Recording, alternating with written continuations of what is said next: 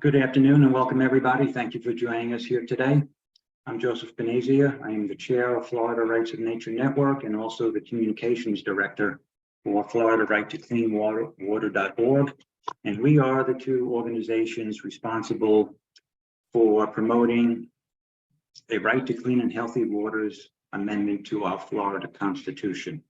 Some of you may recall that back in 2020, Florida Rights of Nature Network was involved with the historic passing in Orange County of a right to clean water, rights of nature amendment there, passed with 89% approval of the voters. Everybody in Florida appreciates the paramount importance of clean water here. You probably know that between the time it ended up on the ballot and before voters got to vote on it, state legislature preempted the authority of local governments to pass such laws. I'm happy to say that and there was a lawsuit that resulted from that amendment. A developer wanted to build in wetlands. It was going to destroy 115 acres of wetlands. And with this new right, a citizen, and for the first time in the history of the nation, 5 bodies of water as plaintiffs sued both the developer and the Florida DEP for a violation of their rights. In turn, they asked the court to dismiss the lawsuit, and that is what the court did, recognizing the fact that the legislature has the power to preempt the authority of local governments. I'm happy to say that that decision is being appealed, but in the meantime, Florida Rights of Nature Network and Florida Right to Clean Water.org are pursuing another path, and that is the one I mentioned. We aim to amend our Constitution to give everybody a fundamental right to clean and healthy waters. So over the next 4 weeks, we want to be taking a deep dive into the amendment. There are some misunderstandings out there, and frankly, there's a lot to know about the law. And we want to make sure that everybody is clear about what the law can do, what it says, what it means, etc. So today, we have the 2 best people to address all these concerns, and I'm going to introduce them right now. The first one is Judith Coons, Professor Emerita of Law. She has a bachelor's and law degrees from the University of Florida, Master of Theological Studies degree from Harvard Divinity School. David, would you please mute? One of my co-hosts. Mute David. Thank you. She is chair of the Governing Committee Center for Earth Jurisprudence, coordinator of the Environmental and Earth Law programs at Barry University School of Law. She has authored 12 law review articles, including Locational Justice and Moral Value of Nature. Board of Directors for Friends of 1000 Islands, Board of Directors for Singing Waters, Montana. She's been a lawyer in Florida for 46 years and a law professor for 40 of those years with a focus on Florida constitutional law, ethics, torts, and remedies. And we also have with us today Melissa Martin, currently volunteering to help Florida Right to Clean Water effort as our campaign coordinator. She's a Florida attorney and Florida native. And she earned her Bachelor of Science degree from the U.S. Naval Academy in Annapolis and served as a commissioned officer in the U.S. Marine Corps.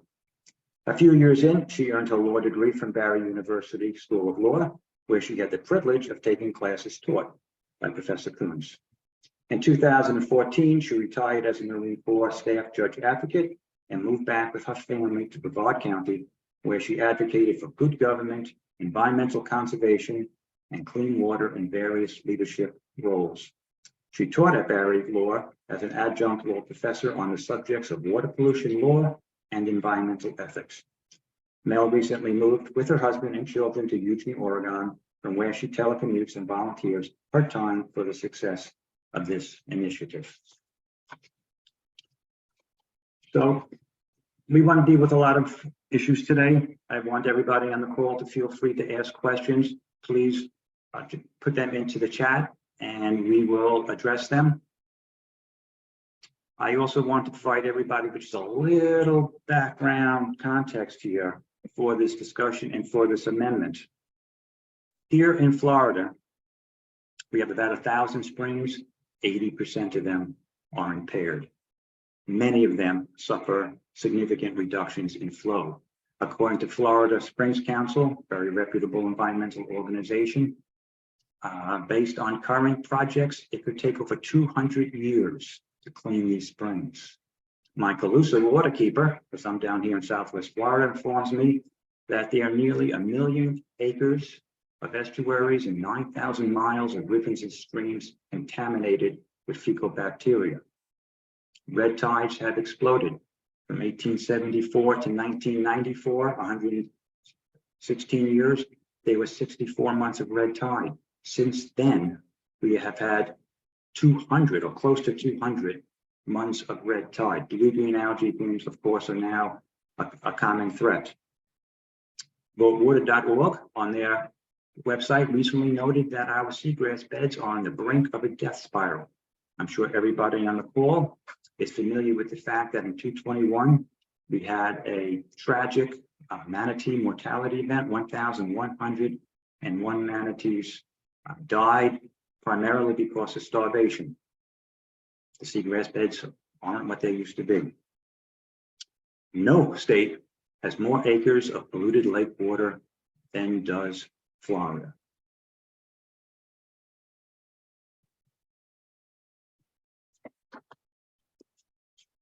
So that gives us some background. And now let's jump into some concerns and some questions.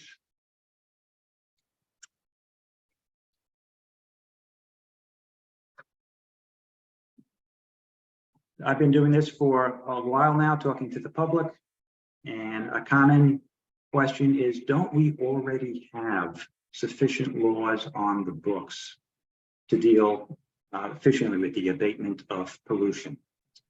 Judy, would you want to answer that question first? Yes, thank you. Thank you, Joe. And thank you everyone for joining in today, spending your maybe rainy afternoon with us. So yeah, there are a lot of environmental laws, that is for sure. The question is whether they're effective.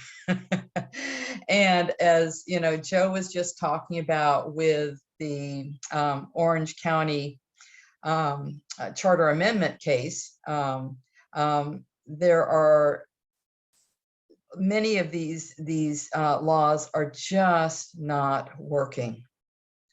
There are all sorts of loopholes and defenses and standards that simply do not work.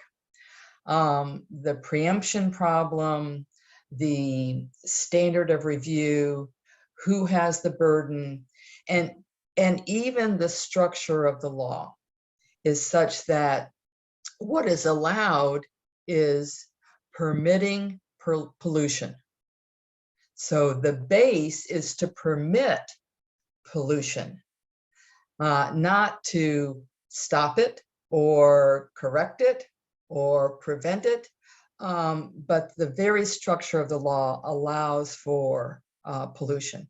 So, excuse me, we've had environmental laws on the books since 1969, the Santa Barbara oil spill.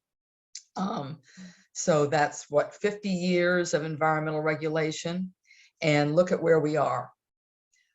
So that tells me, in my many years of studying this, that we need a new approach, and to get to that new approach through an entire new framework.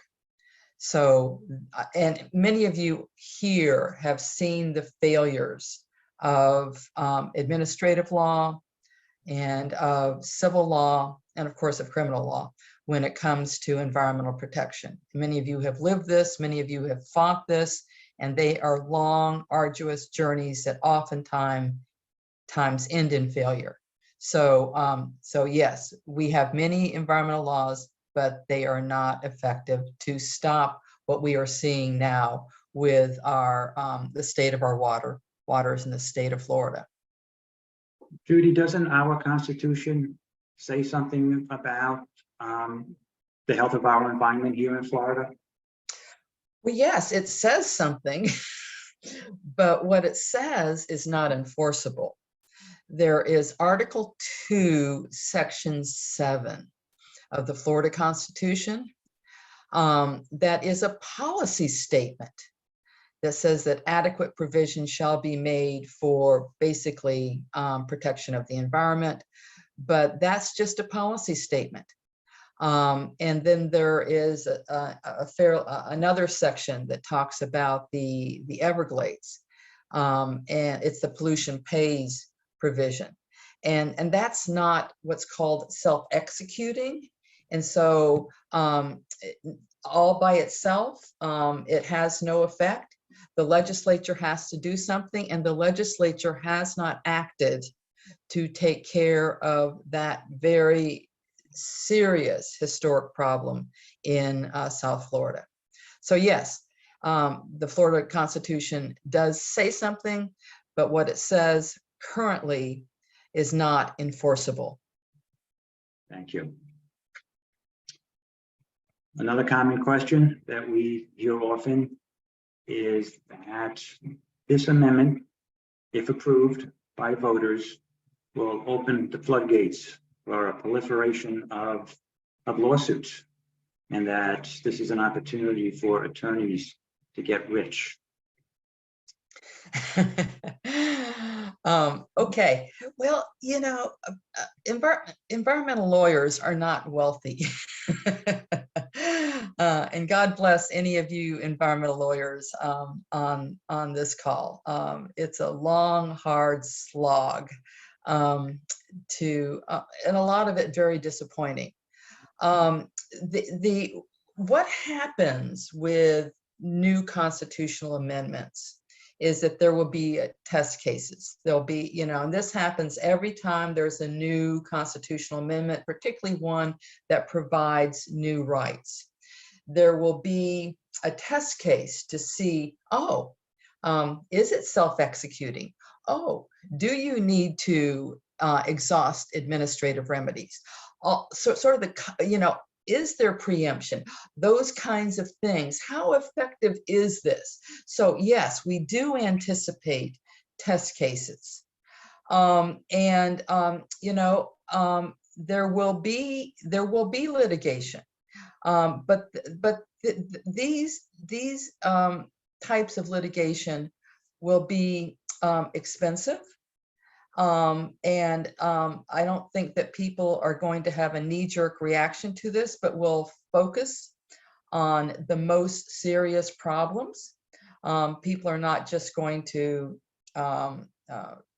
file suit because you know, of one little situation, but it is the amendment provides for a suit against state administrative agencies. So where the state has permitted certain situations, then those would be targeted, and I believe the worst of them would be targeted.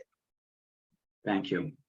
I want to note so everybody realizes that Mel has been having some video problems, so that's why we're seeing a photo of her.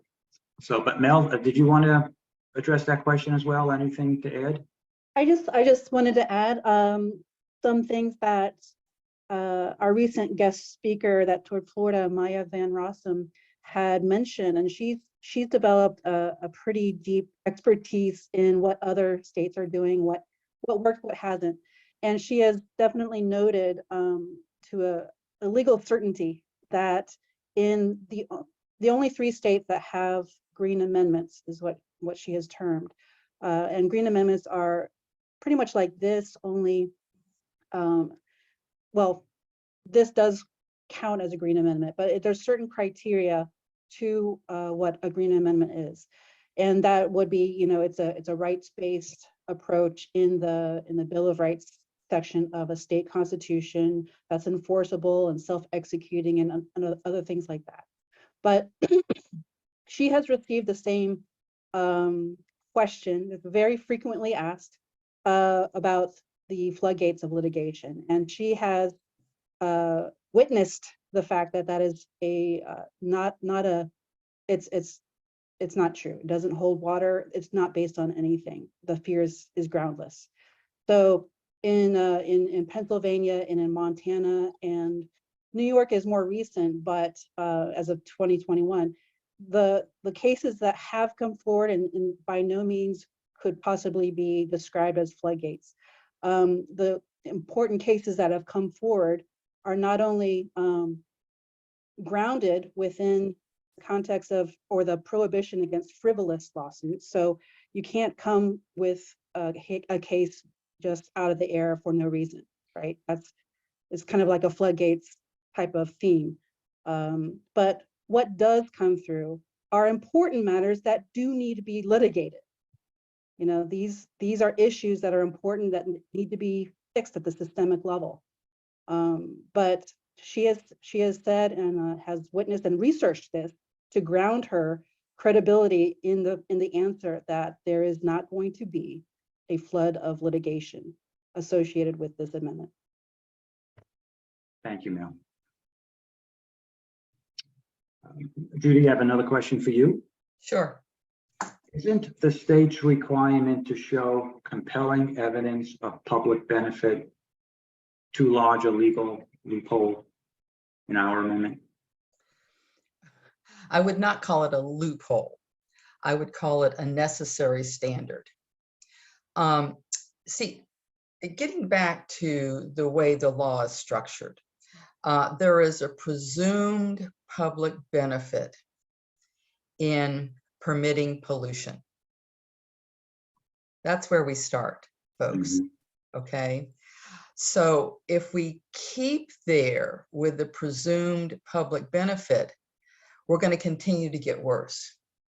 Instead, what this amendment does is it establishes a higher standard, the highest constitutional standard. And it also switches the burden.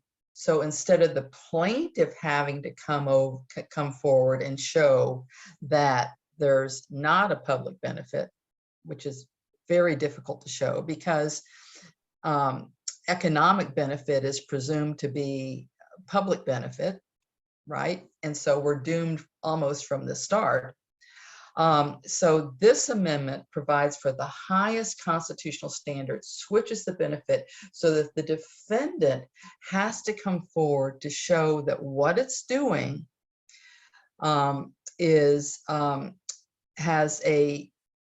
there's a compelling governmental interest behind it. It's necessary to promote a compelling governmental interest. And that is narrowly tailored. So it switches the whole thing. The government comes forward saying, okay, this is alleged to be harming or threatening to harm this water body, the Indian River Lagoon, for example, and the state has a compelling governmental interest to do this. Well, let's articulate it. Let's be narrowly tailored. Let's look to least restrictive alternatives. It changes the whole framework with this constitutional amendment, which is exactly what is needed because of the present way our law is structured, that presumes a public benefit basically to pollution. I mean, basically, you know, when you're assuming a public benefit to pollution, we're off to a bad start. So we have a question, a follow-up question, Judy. Sure. What is the benefit to the public of pollution, if I understand that correctly? Well, again, the economic benefit. There's a balancing test, and part of what is on the side of the developers, the side of the polluters, is that we are providing economic benefit. We are providing for houses and jobs and all those sorts of things. And so So that's why there's that benefit, which surely cannot be discounted. But a lot of times we get into this either or situation. Okay, we can make economic progress without destroying the environment. And this amendment will require us to do just that. It will require us to figure out how we have houses, have developments, and those sorts of things without destroying our beautiful lakes and rivers and springs and the aquifer. Thank you. Mel, I see you put something to the chat. Did you want to follow up a bit? No, it's pretty much, I prefer Professor Kuhn's answer. Okay. Well, how about this one then, Mel? Uh-oh. There's an assertion out there that our amendment is too long. It's too wordy. Mhm. Excess language is going to be ripe for misapplication and potential challenges. Yeah, so ideally it would be 1 or 2 sentences long. That would have saved us many, many months of research and not sleeping at when we should be sleeping. But unfortunately, when we decided to go all out and make sure that it would survive Florida Supreme Court review and post-enactment challenges, we had to do a lot of homework. And through that homework, we really looked at every single word and phrase and provision that needed to go in, that couldn't go in because it triggered something bad in a previous court case, or whatever the Florida Supreme Court did over the span of decades. We took a look at, and we found the lowest common denominator to ensure that there is no legal reason why the Florida Supreme Court would kick out this initiative off the ballot. Okay, so if they find a reason, it's because they're creating something very new, and just it'll be obvious that it's not based in law. So that's why, and the provisions that we put in there are in there for very specific reasons. On our website, we go through a summary version of stepping through each provision, what the purpose is, why we need it there. And if those of you who watched Maya Van Rossum talk as well, there's, she would agree with our approach. There is a very good law review article out there that summarized the Florida Supreme Court case law on this issue. And I don't have it all in the top of my head, but it's probably something that we can share on our website in our FAQ. I'll add that on there, but it really does demonstrate the inconsistency, shall I say, of court review, the Florida Supreme Court treatment of citizen initiatives, which is fine, but it's going to, if we want it to survive that review process, we had to ensure, not just I's were dotted and T's were crossed, but every single word was grounded in a safety zone. So that's pretty much why it is the way it is. Thank you, Mel. Excellent. Judy, did you have anything to add there? I always have something to add. Okay. That was a great answer, Mel. The provision is 1,000 words. And every word is necessary because of the idiosyncrasies of Florida law, the tests that are erected by the Supreme Court, and what we can envision to be challenges after enactment. And also the complexity of the problem that we're dealing with, the complexity of the problem of water quality in the state of Florida. So those issues combine to require this to be stated the way it is. Mel and I have read every case that the Supreme Court has issued on these kinds of cases, the reviews of citizens' initiatives and others. And we have positioned this the best we can to be able to survive that review. And the best we can in my 46 years of practice, of legal practice, to survive post-enactment review. Every single defense that we could possibly think of, we have guarded against. So this is all a measured risk that we're taking. But the payoff is necessary, is important and necessary. So that's why it is the opus magnus that it is. Thank you. So there are lots of words that have to do with standards and definitions. What about the assertion that multiple phrases lack useful standards, such as harm?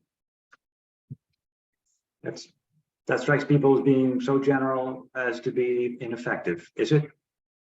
Well, we've defined that. The amendment in the definition section defines harm. Introduction of pathogens, contaminants, or toxins into waters, or disruption of natural hydrological or ecological processes or functions of waters. And of course, we have had, scientists look at this. It's not just, the lawyers, but it's also the environmentalists, the scientists, the hydrologists, the political folks have all had input into this. It wasn't just Mel and I, but we had a lot of expert input into, for example, what is harm. Now, I will talk about, if you'd like to talk about standards some more. Would you like to talk about standards? Yes, Joe? I would. Okay, so standards, it's an irony that some folks, critique the proposed amendment as being too long. Well, and say that it doesn't have standards. Well, one of the reasons it's the opus that it is that it has the standards. It has the standards that are needed for courts to be able to apply it. Now, and we're taking lessons from some of our friends. For example, the constitutional amendment, the education amendment. They took their lead from a dissenting opinion of a Florida Supreme Court justice in one of their cases. They redid their amendment according to what he said.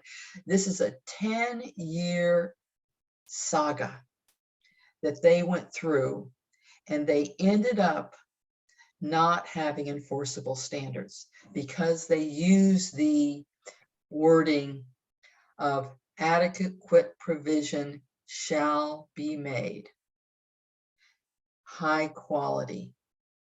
And after 10 years of struggling with this, they attempted to change the funding for education in the state of Florida, and they were not successful. So we are taking lessons from each one of our friends who have also taken this journey, and we are bound and determined to avoid making similar mistakes. Yes, there are standards all over the place, and I'll be happy to talk about each one of them, but I don't want to bore you either. So. Okay. And you can correct me if I'm mistaken, but I think our Florida Constitution right now says adequate provision shall be made for the abatement of water and air pollution. That's exactly right. And that's why it's a policy statement and not enforceable. Thank you. Mel, anything to add? No, sir. Okay. What about the potential for concern about the approach to the separation of powers? Our amendment is focused very narrowly on the state executive agencies, but apparently other people think that it's not clear enough. Yeah, so separation of powers is a legal doctrine that says that one branch of government cannot encroach on another branch. This amendment clearly avoids that problem.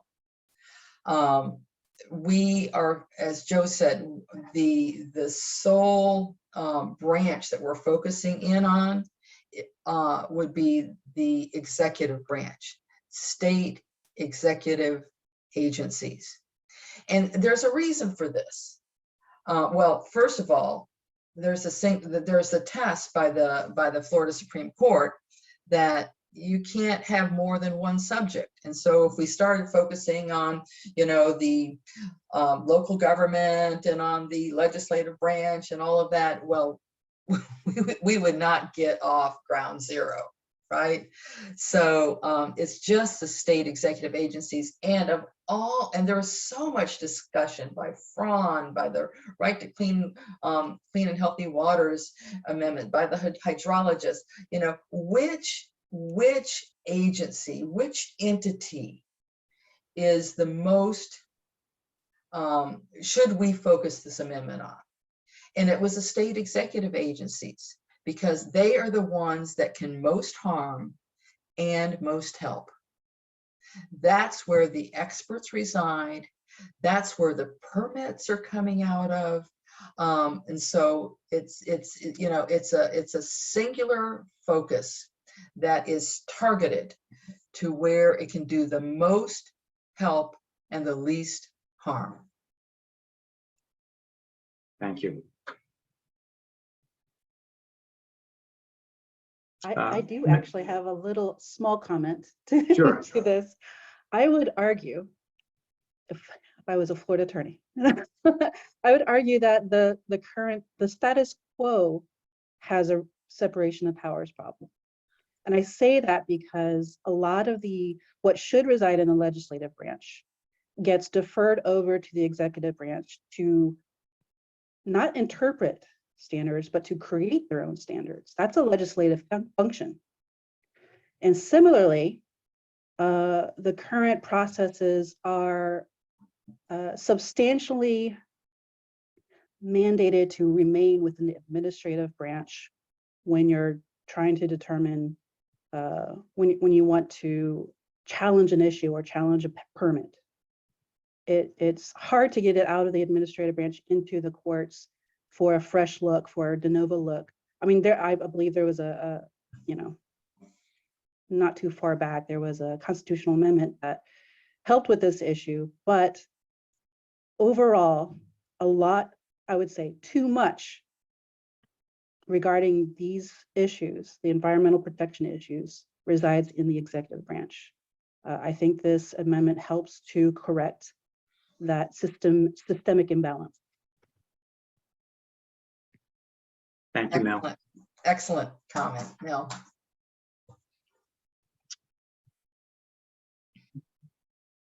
So just to be clear, because we have gotten emails from concerned individuals in different, industries and such.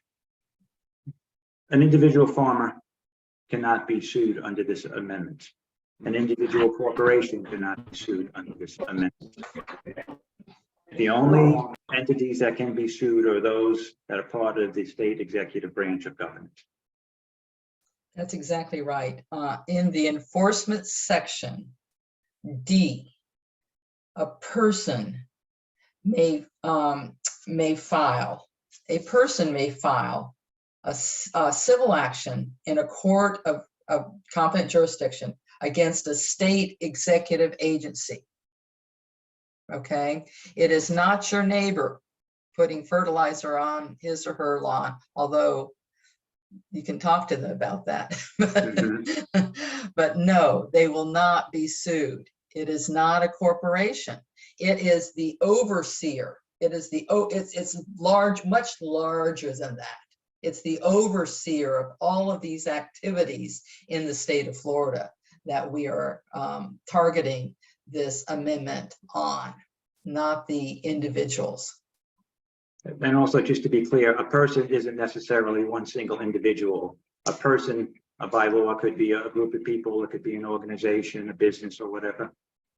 Good point, Joe. Yes, the definitions of person, an individual, a partnership, joint venture, corporation, nonprofit organizations, and I see a number here, any tribal entity, and actually a governmental entity is a person. And we followed the Florida statute definition of person to bring that in to the to our amendment. So yes, a person is kind of writ large. A person writ large can sue, but individuals cannot be sued.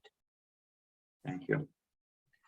Mel, a question for you, just for super clarification. Mhm. Citizens already have the legal ability to challenge pollution. We have environmental lawsuits going on all the time. How does this change things? It changes the standard of review primarily. Without this constitutional amendment, courts are left to defer to agency interpretation, to agency decisions. Well, not completely differ, but put a lot of weight in their own standards and their own decisions. So in that sense, this would help to raise the standard of review from a rational basis, meaning that sounds good and it's a government decision that therefore it's good. It's presumed to be good, right? To a strict scrutiny where the judge has the authority to say, let's talk about this. let's really bring this, the science and the facts onto the table and hear from all concerned and understand that this is a fundamental right that must be protected versus perhaps a vested right to pollute by way of permit. It's a hierarchical view of what's more important, which has been missing this entire time. So that would be the primary difference. And of course, a lot of the causes of action currently in statutory law allow for citizen suits, but a lot of that hits the brick wall of unless it's permitted.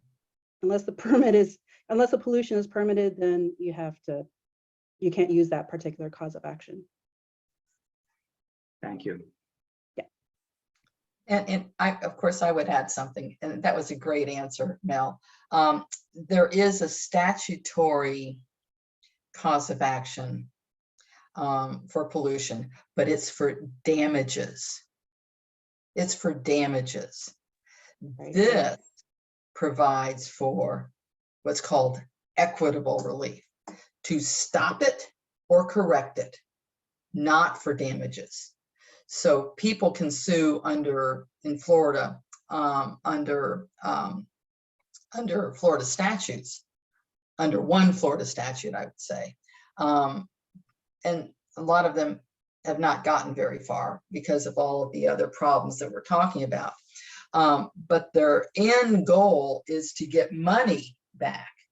Our end goal is not to get money, but to change, to protect our environment, to protect our waters, to stop the pollution, and to correct what has happened. Thank you. Is there a key provision or two that in this amendment that you would like to delve into? Oh, where do we begin? Well, the key provision in my book is that it creates a fundamental right to clean and healthy water. And those words are of particular legal significance. Getting back to our friends in the Educational Amendment, they said paramount value. Education is a paramount value. that had no legal significance, none. Okay, when it, at the end of 10 years, no. Even though the dissent of by a Supreme Court justice indicated that it might, paramount value has no legal significance. However, fundamental right does. Every lawyer, every judge, knows fundamental right means that we're going to have a higher standard of review. It means that the defendant has got to show a compelling state interest for what it has done or is about to do, that it has to be narrowly tailored, that it has to be, in least restrictive alternatives. Okay, so, and that it originates from the power of the people. There is inherent, the Constitution of the state of Florida provides for the people having inherent political power. And so what we are doing with this amendment is coming out of that inherent political power to create this fundamental right. I mean, if that's not beautiful, if that is a thing of beauty right there. And so that's my favorite provision. Perhaps Mel has a favorite provision. That's probably my favorite, but my second favorite would likely be the purpose paragraph. Yeah. It tells the story, and that's not normal for, for a constitutional provision or article, not article, but section to contain that much of an explanation. But we felt it not just important, but necessary, legally necessary to explain the drafter's intent is what it's called, because the judge will look for that, for the language provided in the purpose paragraph to apply it to whatever case is at hand. Okay, and every water body is different. Every water body has its own permutation of causes for its impairment or whatever condition it's in. So the judge will look to the amendment, look to the purpose paragraph, understand what we're getting at. If there is a question for some reason of any term within the amendment that's being applied, the judge has the purpose paragraph to look to and help inform her or his understanding and decision for how it will be applied. This is the idea of jurisprudence. It takes time. It takes lots of different types of court decisions and appeals for over time creating a firm standard of law of review for these issues, and that happens with every other constitutional amendment, and it's definitely going to happen for this one. And we're just trying to be abundantly clear in the beginning with, so we don't have, like, for instance, in Pennsylvania, it took them 40 years to get it right? We're hoping that the clarity of the standards and the procedures that we're providing in this amendment helps it to be useful in the way it's intended on day one. So I think that purpose paragraph will help in great lengths that intention. Thanks, Mel. Yep. A question for either one of you. My experience has been there's a fair amount of cynicism with Florida voters. We have passed constitutional amendments comfortably, sometimes overwhelmingly, only to have the rug pulled out from underneath them. That would be very, very difficult for the state legislature to do with this amendment. Yes, we have designed this to guard against the pulling out of the rug, which we have seen, unfortunately, too often, with the, felons voting rights. With so many of these, they'll find that it's not enforceable for one reason or another. And so we are well versed in those reasons that these amendments have not been enforceable, and we are guarding as best we can against those kinds of problems. For example, that it's not self-executing. In other words, what happened with the returning citizens' voting rights is that they found that it was not self-executing, meaning that the legislature had to go ahead and adopt, you know, laws to implement it. Well, what the legislature did was, and the governor, was to adopt laws that basically undermined it, added sections that made it unenforceable. So we are saying that this is self-executing. There is nothing that we think that the legislature can do or should do to implement it. This stands on its own, which is another reason why it's kind of the opus that it is. Thank you. This amendment is about remedies. Can we provide some concrete examples? What sort of remedies to our water problems would the amendment provide? Well, yes, as I said, this is not a provision that provides for damages. This is a provision that provides for what's called equitable relief, which is declaratory and injunctive relief, declaring something wrong and providing for an injunction. And there are two different types of injunctions. One is to stop bad things from happening, and the other is to correct bad things that are happening. So I see that my hand went up. That's interesting. Because I put my hand up. So this provides for both kinds of injunctions to stop, basically to stop pollution, to where it is happening, to correct it to the point of its violation.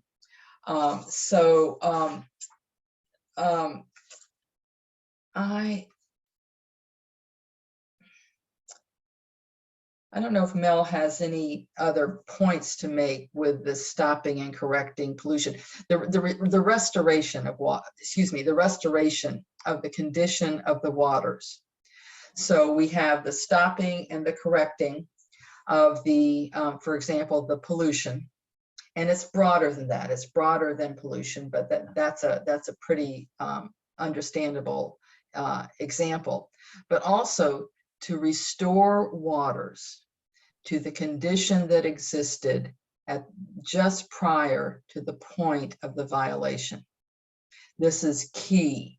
So we're looking, we have that, you know, as far back as we can go. And if there's an ongoing violation, you know, how far back did that violation go, and to try to get the restoration of waters to that point. And Mel, I don't know if you have any, I'm sure you do. Do you have anything to add? Well, we could, I think Joe also has plenty of examples, and we're going to be providing that information on the website momentarily. But the point about, let's see, yeah, it really, the bottom line is what the plaintiff can prove, you know, to the degree necessary for the court to find a violation of the rights or not to find a violation of the rights. So if the court's able to find a violation, then it's empowered to remedy according to what the court sees fit. And that doesn't mean that there is, you know, absolute consequence, you know, whatever the plaintiff wanted is what the plaintiff's going to get, right? So the court is going to be looking at the issues and finding what is the most equitable solution for what's going on.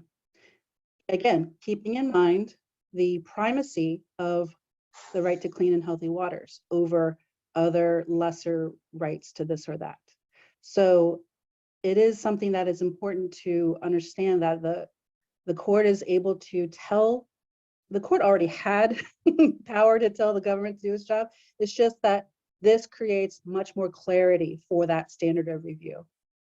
And so that's just what we're doing. We're just providing clarity of what our priorities are as as Florida goes.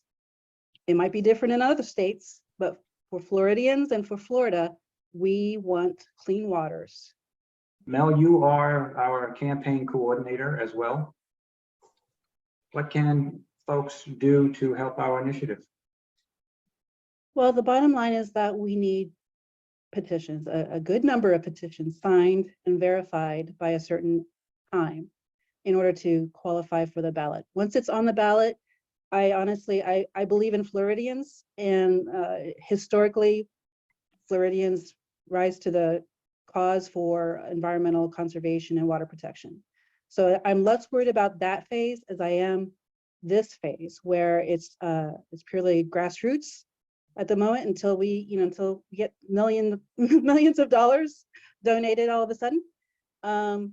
But we need 900,000 signed petitions by the end of November.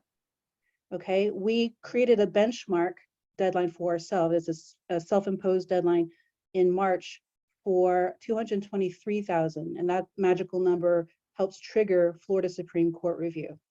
We're still quite a ways off. I'm not sure if we're going to get it, but I think that it helps to, as a part of an awareness campaign, to light the fire under every Floridian that actually cares, understands this amendment to the degree that that it prompts them to sign their own petition, to ask their friends and family that are registered voters to sign it, to send them in. And if they have any help or any time whatsoever to help, either on the weekends or in their club meetings or whatever, just to do something extra. That type of awareness and wherewithal among like minds in Florida will help us get us over the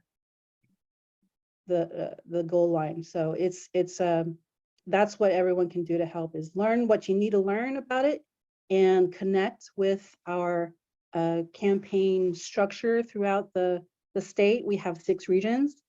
A lot of wonderful people have stepped up as county captains to help with, help the regional coordinators with county specific operations. We have folks in various cities, North County, South County, East, West, those types of regionalized efforts are being organized. So if you are, interested and want to get involved and you don't have someone in your county, step up. we need you to help out as a county captain as well. And every county has a different number as a goal. But those numbers are provided and tracked as much as we can to provide feedback for everyone involved in our operations. So, and we meet every other Thursday to discuss statewide information and insights and tips, and what works, what doesn't work, where we need to perhaps refocus our efforts from here to there to ensure that we get to the right goal line in time. So that's there's a lot there's a lot to do. There is. So in a minute, I'm going to come back to both of you, ask for any closing remarks, but we do have a question from Nana. Yes, so this 220-some thousand signatures, that's a goal, but not a requirement by March 1st? That's correct. That's correct. That's a self-imposed deadline. But How can we find out? People ask me, how many do we have now? I don't have a clue. No, any way we can find out approximately? it's safe to say that we have under 20,000. Oh, okay.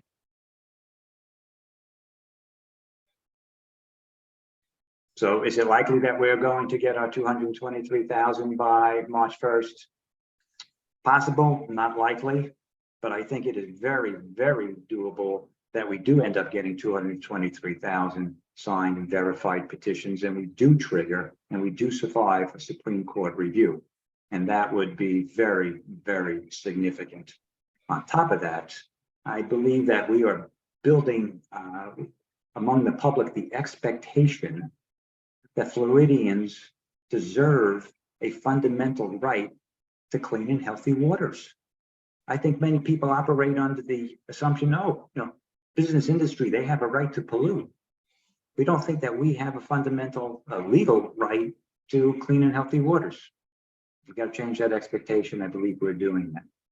So I had one response. A person said, "Oh, I don't worry about it. DeSantis will take care of it." well, I hope that the governor's new $3.5 billion package does everything everybody wants it to do. But I also know, and thanks to our friends at votewater.org who went into this, by 2025, we have all these stormwater drainage areas.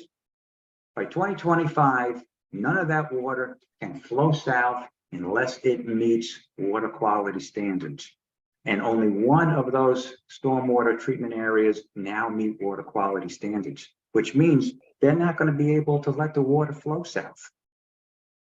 Which means that there are going to be water releases down the St. Lucie and the Caloosahatchee. Again, I hope it does everything that we want it to, but what if it doesn't? What will be our recourses? This amendment would be our legal recourse. Just one more thing. Where does this stand in Orange County now? It's still in the appealing process. I think you said that, but what about Titusville? Where does that stand, the amendment? Mel can address that best. We're waiting for the plaintiffs to file their second amended complaint. But the defendants, who are the citizens of Titusville, are have their defenses and answers and affirmative defenses at the ready. So we're just waiting for them. Thanks, Mel. Okay, we are already a minute overdue, so very briefly, closing arguments. We'll go with you, Mel, first, and then Judy. If anyone has any questions or concerns, if they're not true believers yet, please let me know and we'll talk. This is something that doesn't just,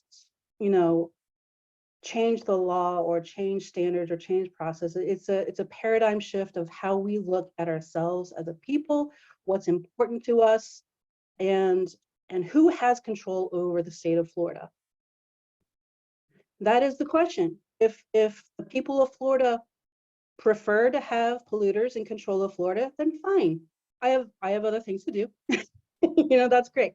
But if the people of Florida believe the people of Florida should be in charge of Florida, and if the people of Florida want clean water to be a priority in the system of laws that is in Florida, then they need to do something about it and not just trust in the political winds or believe in what the politicians say is going to happen. Or believe that their relationships with politicians are going to save them or their missions. They have to do something else. They have to help us change the entire system with this one small surgical tweak of a constitutional amendment, clarifying our constitutional priorities and allowing us to hold our own government accountable. Thank you, Mel. Judy? Well, that's fantastic. And thank you all for your patience and for your interest and your dedication this Friday afternoon. I believe that if this is submitted to the people, it will pass overwhelmingly. The question is how we get over the hurdles to getting this to the people. And frankly, each one of you is instrumental in that process. So ask yourself, what can I do? If you are a member of a nonprofit organization, and I know many of you are, take a bunch of petitions to your meetings, have folks sign them, put them in the mail. This is the way that we truly, this is so grassroots. And then if you put it on the agenda for your nonprofit meeting, endorse Right to Clean and Healthy Waters Amendment. We welcome your support. We welcome your questions. We are accessible. So put it on the agenda, get your petition signed. This is in your laps. And, you know, the people will speak if we give the people the process that's needed to speak. Thank you, Judy. Thank you, Mel, for both your time today. This recording will be made available. It'll be ready within a day or so. Share it as widely as you like. I'm sure we'll be putting it on our website. And we will be back next week with another deep dive, slightly different focus, but just as deep. We want to make sure we answer everybody's questions. So thank you. Have a great night. Have a great weekend. Bye-bye.